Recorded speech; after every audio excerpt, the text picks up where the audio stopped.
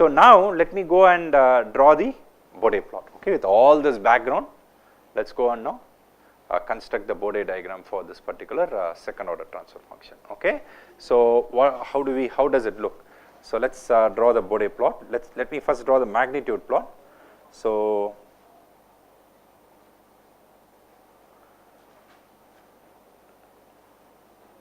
of course we are going to consider omega on a logarithmic scale, and on the y axis we have the magnitude of g omega in decibels. Okay, so let's say this is the 0 decibel line. Let's say this is let me just redraw this. Okay, so let's say like this is the 0 decibel line. Let's say this is minus 20. Let's say this is minus 40. Okay, so that's what we have. And let's say this is omega n. Let us say this is 10 times omega n. Let us say this is 0.1 times omega n. Okay, because I am considering the natural frequency as a corner frequency. Okay, so let me use the same color code as yesterday for the asymptotes. Let me just scroll up and see what colors I used. So for the low frequency asymptote I use pink and yellow for the high frequency asymptote. Okay, great. So the low frequency asymptote here is going to be the 0 decibel line once again. So this is the pink line as the low frequency asymptote. So the high frequency asymptote is going to have a slope of minus 40 decibels per decade, right? So at omega equals omega n, the high frequency asymptote will be value will be 0. At omega equals 10 times omega n, what should be its value? Minus 40, right? Because in one decade it decreases by minus 40, right? So at omega equals 10 times omega n, we are going to have minus 40. So as a result, the high frequency asymptote is going to be something like this. Okay.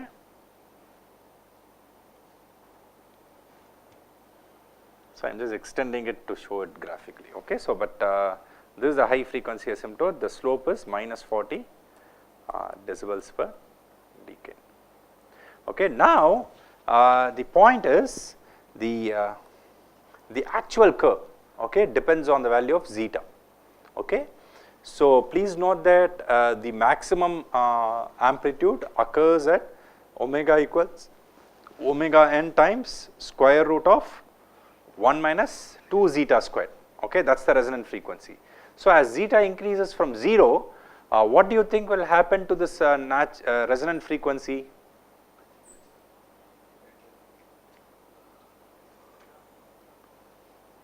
Will it become less than, will it go towards the left of omega n, further to the left? Yes, because as zeta increases, you see that 1 minus zeta 2 zeta squared decreases. So as a result, as zeta increases from 0, the further the increase in zeta, the further is the shift of the resonant frequency to the left from the natural frequency. So I am just going to draw a family of curves, so which will essentially tell us how the natural frequency curve looks like. Okay, so this is the actual curve. So let us say low damping ratios, I have this. Okay, ultimately it will go and coincide. As the damping ratio increases, the peak essentially shifts further and further to the left. Okay.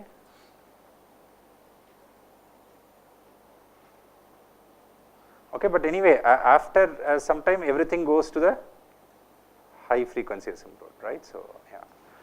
So I am just drawing a freehand sketch, so please pardon the approximate diagram. Okay. So what happens is that this is how the peak changes, right, as zeta increases. Of course, after zeta greater than 1 by root 2, you see that the maximum value never crosses 0 decibels.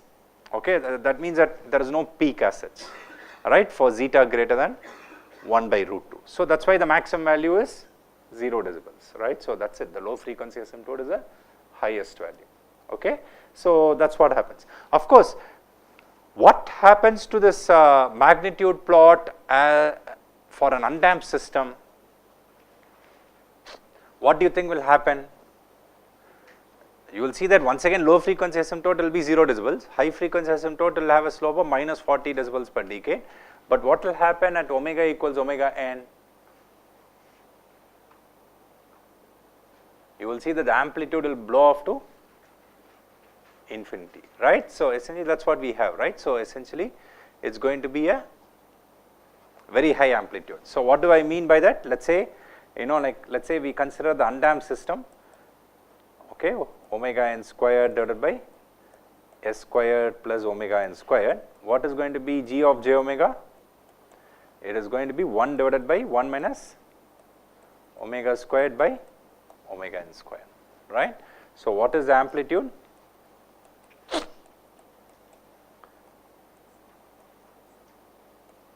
It is the same, right. So, essentially, but anyway,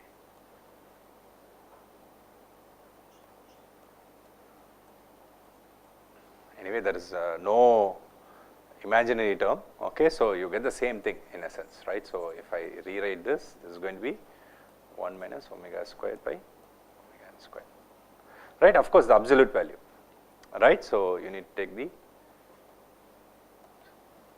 so you can immediately see that what happens as omega tends to omega n, the amplitude just blows off to infinity, right. So, that is what you have, okay, when you have the what to say for an undamped system, okay. So, this is just an aside, right, okay, fine, okay. Now, this is the magnitude plot, okay. So, this is the magnitude plot of the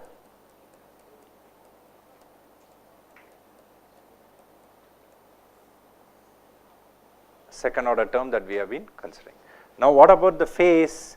So, please note that the phase is going to be g of j, phase of g of j omega was essentially what? Minus tan inverse of 2 zeta omega by omega n divided by 1 minus omega squared by omega n squared. So, one can immediately figure out that this phase goes to 0 degrees as omega tends to 0. This goes to minus 90 degrees as omega equals omega n, okay. This essentially goes to minus 180 degrees as omega tends to infinity, okay. So, this is what happens to this to the phase plot, okay, of this particular factor. So, if you want to plot the phase plot, what will happen is the following, okay. So, let me plot the phase plot of this particular transfer function. So, this we are going to plot in degrees.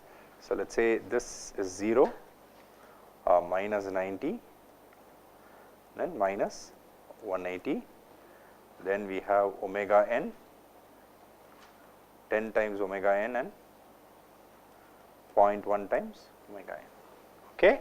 So, what is going to happen is the following. So, 0 to 1 minus 180 are the two bounds,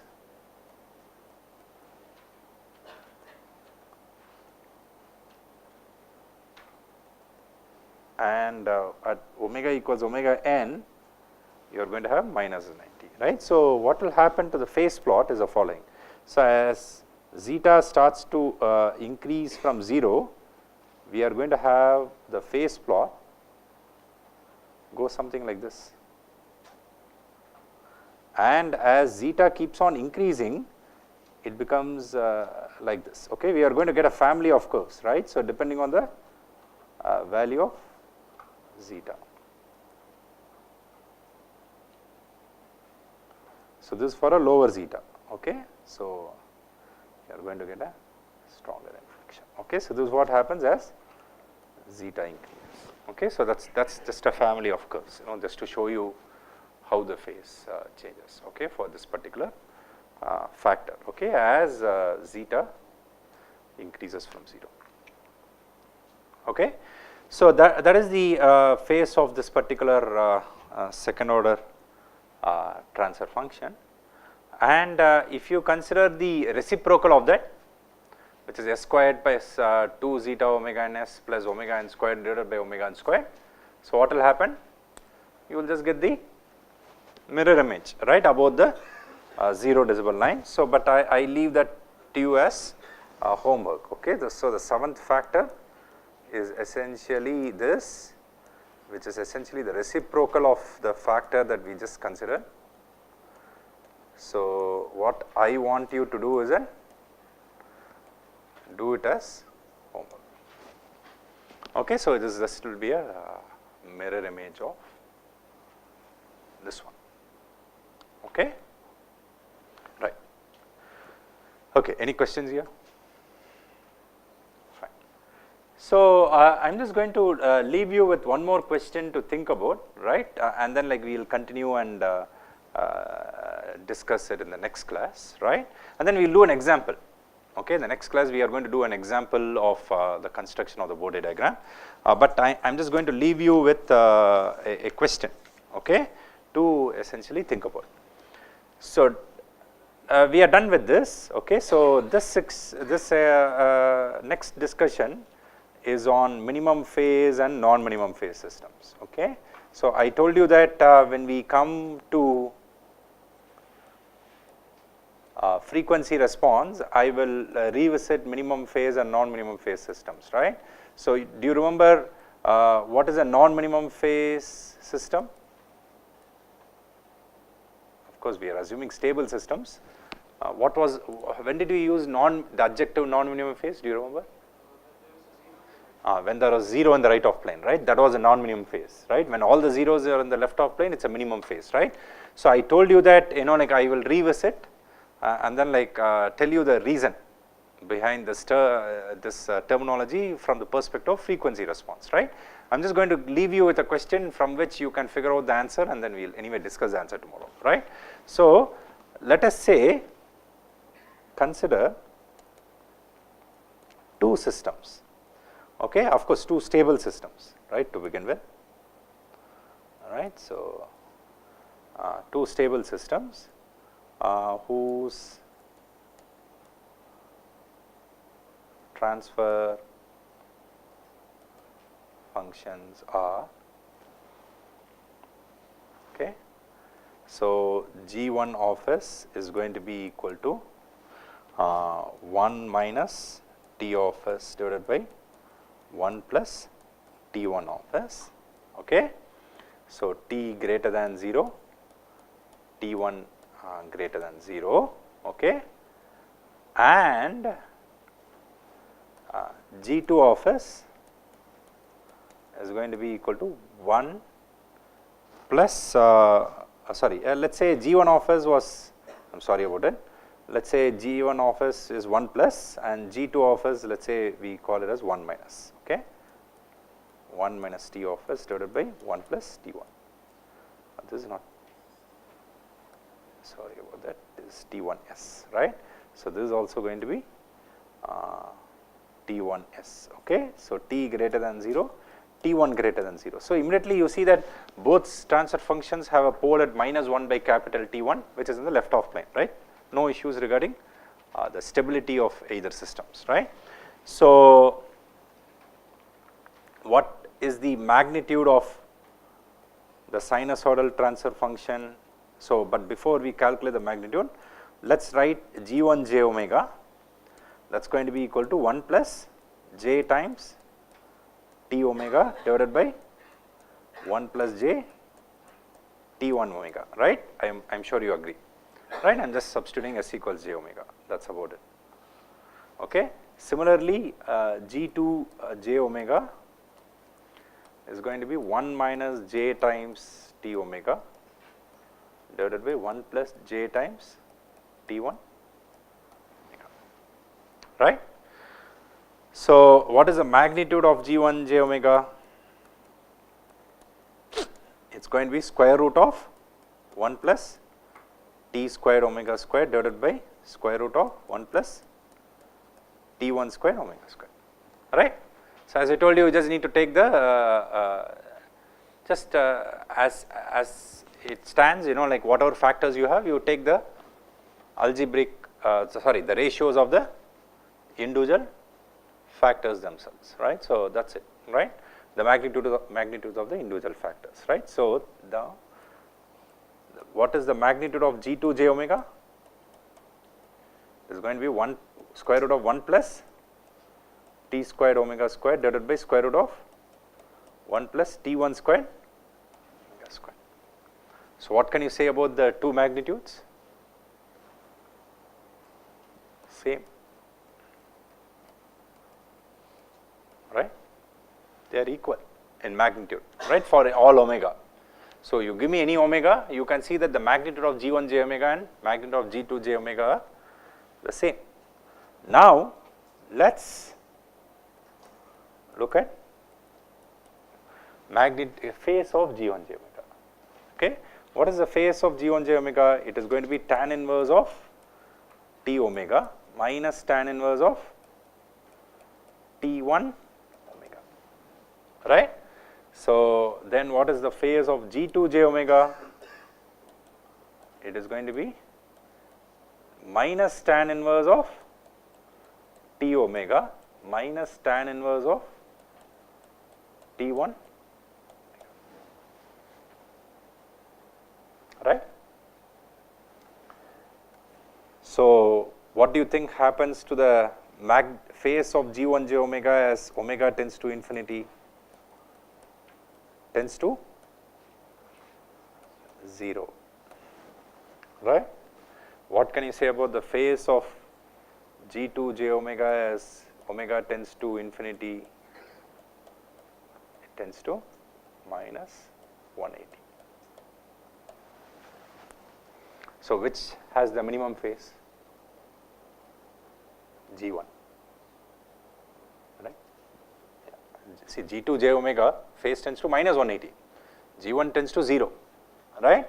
So I hope it's clear now why the system with the transfer function G1 is called minimum phase and why the system with the transfer function G2s is called non-minimum phase. So in essence what we are saying is that if you give me two systems whose transfer functions have the same magnitude characteristics, the minimum phase system will have the lower phase. Of course, the thing is that like we are only looking at the magnitude per se, right. So not the essentially the sign, right. So essentially it will have the minimal phase, okay, like of the two, okay. That's why it's called as a minimum phase system. The question I'm going to leave you with is that how can we generalize it for any nth order system? Okay, let's say, you know, like what was our general transfer function? You remember? G of s was n of s by d of s, right? N of s was a polynomial of order m, d of s was a polynomial of order n, right? How can you generalize it for any nth order system? Okay, so that is a question I leave you with. Or if I give you the Bode plot of a transfer function, by looking at it, can you get the relative degree of the system? What I mean by the relative degree is what is called as n minus m. N minus m is the relative degree of the transfer function, and also figure out whether it's minimum phase or non-minimum phase. Okay, can we do that? Okay, so those are questions I'm going to leave you with. I'm going to come and discuss the answers tomorrow. Okay, so but please think about them. Okay, we'll discuss those answers tomorrow, and then we'll also do an example problem, right, in tomorrow's class for the Bode diagram. Okay, which would complete our discussion on Bode plots. Fine. Okay, so I'll stop here. I'll see you in the next class. Thank you.